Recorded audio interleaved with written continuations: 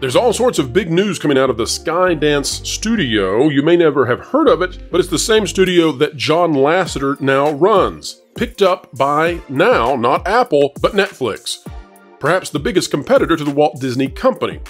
That means that the guy who ran Pixar for so many years, who was absolutely dominating in terms of animation and beyond, now works for Netflix, not Disney. Let that sink in for a moment. However, it goes beyond that because we have sources from inside the industry who have reached out to us to share what is going on throughout animation. And in particular, I think you're going to be very interested in the way that animation budgets may play out going forward.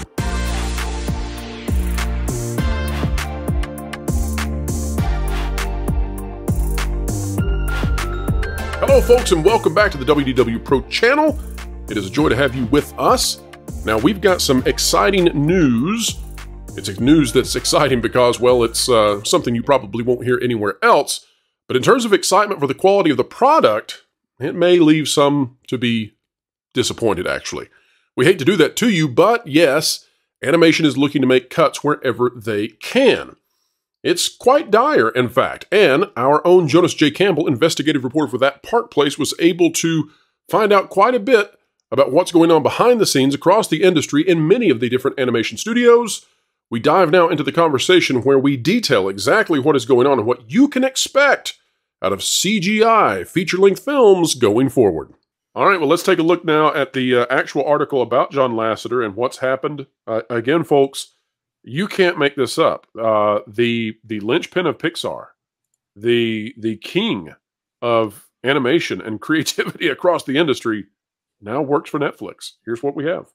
This out of nexttv.com by Daniel Frankel. John Lasseter runs Skydance Animation shifts from Apple to Netflix. The animation studio, founded by producer mogul David Ellison and run by former Pixar impresario John Lasseter, has signed a multi-year output deal with Netflix. Skydance Animation, the animation studio founded in 2017 by producer mogul David Ellison and overseen day-to-day creatively by former Pixar mastermind John Lasseter, will no longer call Apple its home base and has signed a multi-year agreement to produce animated films for Netflix instead. The first Skydance animated feature to be distributed on Netflix under the new deal will be Spellbound, focused on a princess trying to save her family from a mysterious spell. The film is directed by Vicky Jensen, who also did Shrek and Shark Tale, and voice stars Rachel Zegler, we won't hold that against them, Javier Bardem, Nicole Kidman, John Lithgow, Jennifer Lewis, and Nathan Lane.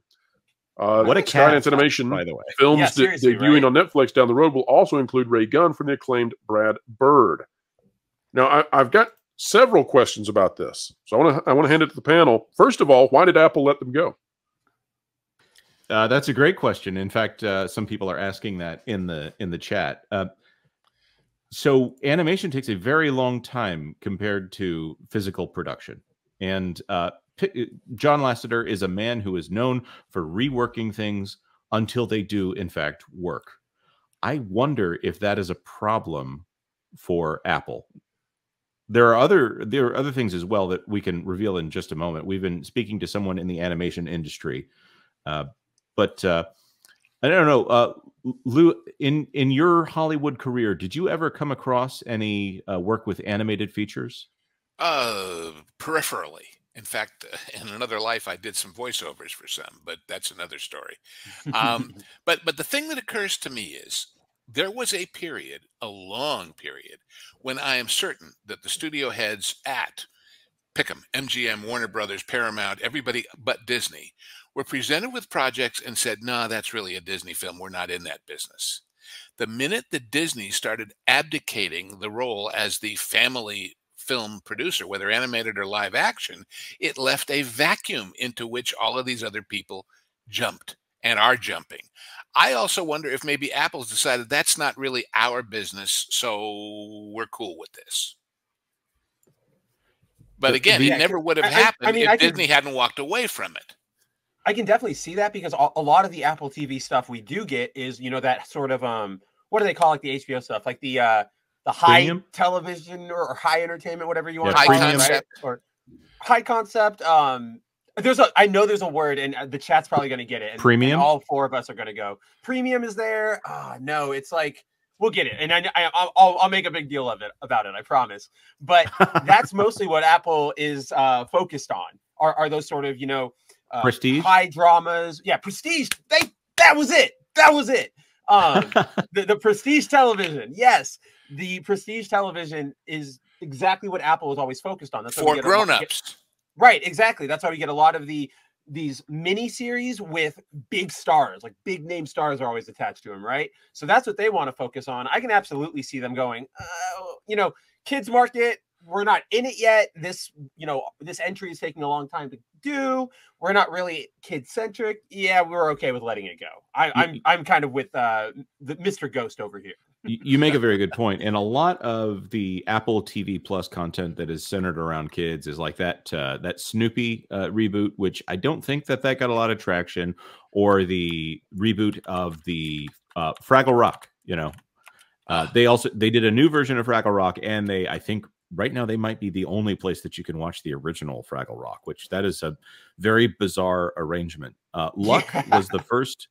Luck was the first production at Apple TV that had any involvement from John Lasseter. And okay, so this is breaking news to the Pro Show. We have special access because we had a very nice, a very kind source that we've been talking to for a while. And all I can say is they are from the animation industry, and they've been in that industry for a long time. The process with Skydance Animation, the entire industry is pointing towards using specialty houses overseas in order to produce content. Now, this all started back in the day with Harry Potter. Believe it or not, yes, this animation problem goes back to Harry Potter, which was obviously not an animated film. But when J.K. Rowling told the Warner Brothers executives that she wanted everything done in the UK did not have the visual effects houses in order to accomplish all of the things they needed to accomplish for that. So the UK government came in with film subsidies and said, we will make up the difference here, and we will help build up a VFX industry in the UK in order to get you what you need in order to get Harry Potter fully functional within the UK. Everybody following my logic here? Yeah. Okay. With you. So as this is continued on, other countries have said, oh, well, we want a little bit of that. Georgia wants a little bit of that. India wants a little bit of that. So they're all doing their subsidies for film production. They're doing subsidies for VFX. They're doing anything that they think they can make some money on. They're doing a subsidy. So as animation has been farmed out, you have these American studios that are saying, okay, well, let's say it would cost $100 million for 500 shots.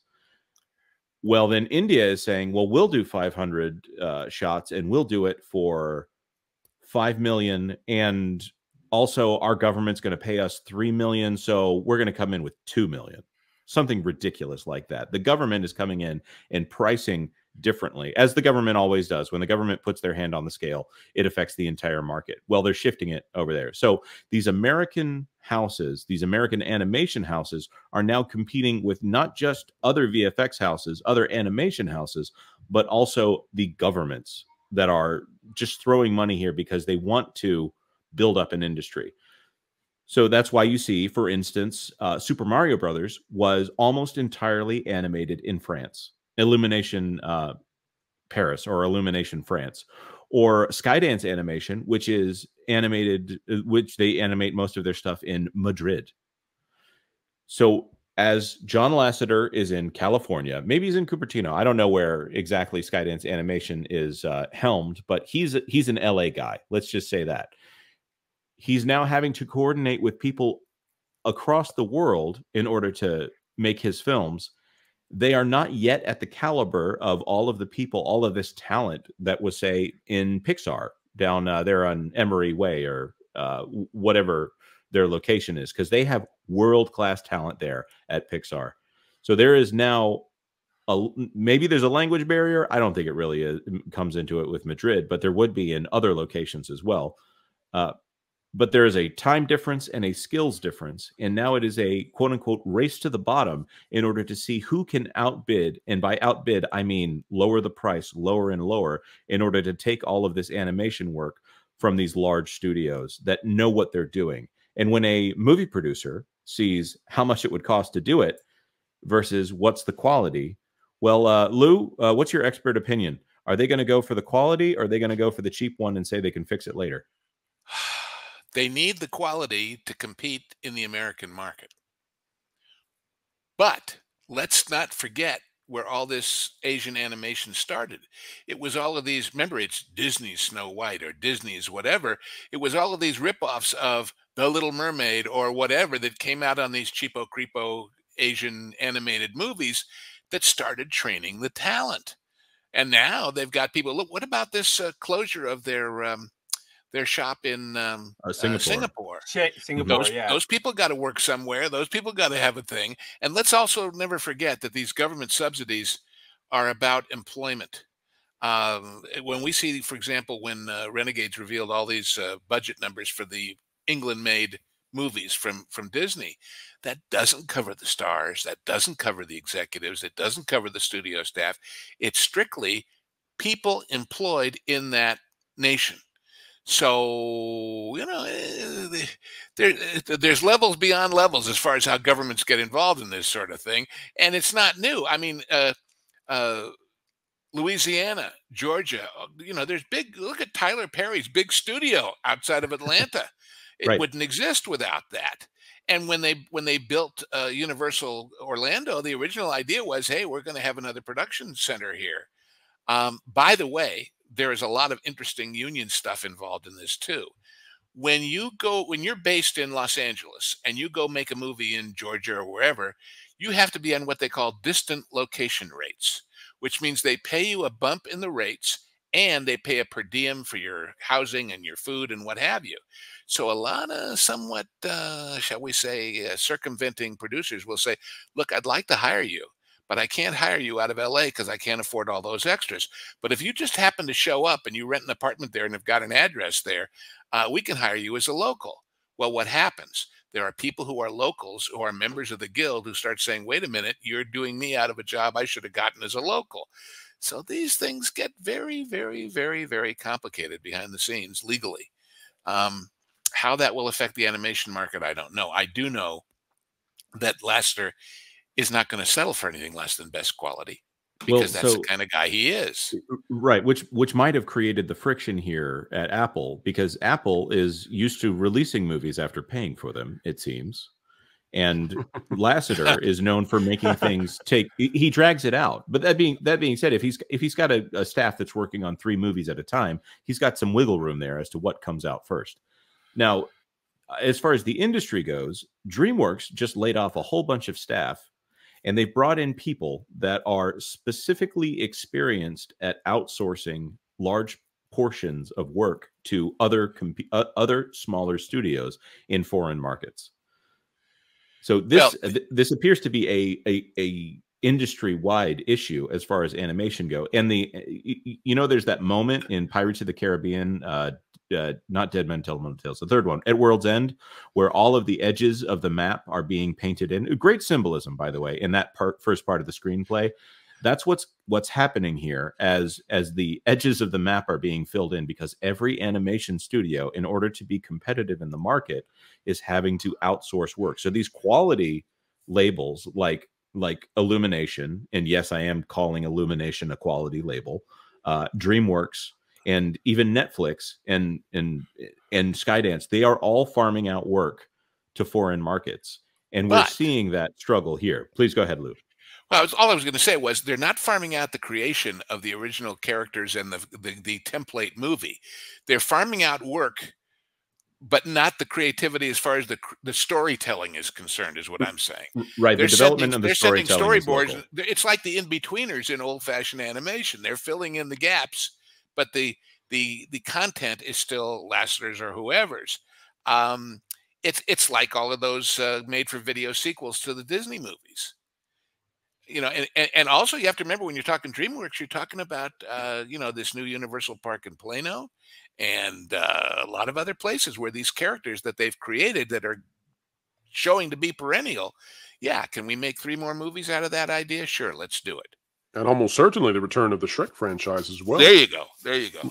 Right, and they're going to be putting all of their money into that because that has to hit. That they stand to make billions of dollars if they hit right with the Shrek franchise. Now Shrek 2, now a Shrek Christmas, which that's a direct reference here. Bad Guys, they just announced they're doing a Christmas special for Netflix. So DreamWorks is also going to be sending some straight to Netflix stuff here. With the direct to DVD would be the term in the old days, or direct to video, but it's going to be a completely different cast. It's going to be all of the cheap animators. And as far as children getting onto Netflix or Disney Plus or whatever, they don't seem to care so much. They see, well, here's another thing with the thing that I like, the bright and shiny funny thing. And it's almost as funny, but I want to see it all. So they're just going to replay it over and over again. It's a bit of a cynical thing as well. I don't think John Lasseter is going for the cynical move here, but I can see the friction that could come from quality versus just getting it out the door for as cheaply as possible. And I think there may be some problems there. But my point is that Lasseter is going to create new characters and stories. That's what he's about. Mm-hmm. He's not going to say, let's do Toy Story 12. That's just not his thing. So once he's set a new template, to have these other people come in and, do the spin-offs, not as big a deal. Now, well, I will say we do have... Deal. Go ahead, Jonas. We do have more from this source that we'll be talking about in the future, and I want to say thank you, if you're listening today, for everything you've provided, all the insight you've provided on this. So yes, and let's let the audience know, too, we've danced a little bit, as we sometimes have to, trying to figure out what we can make public, what we can't, and we'll have more specificity real soon. All right, folks, that's a wrap for today, but we hope you enjoyed it.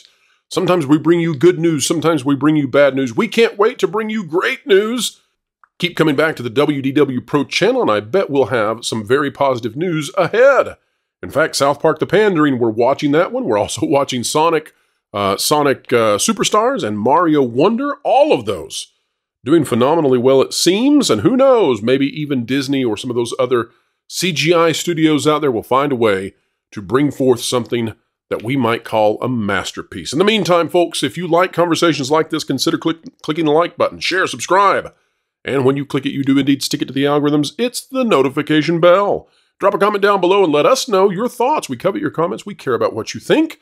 The Pro Show is live every Thursday, 5 to 7 p.m. Eastern Time. You don't want to miss this one. It's spooktacular. All right, folks, wherever you are and whatever you're doing, keep learning, keep growing, and keep having fun.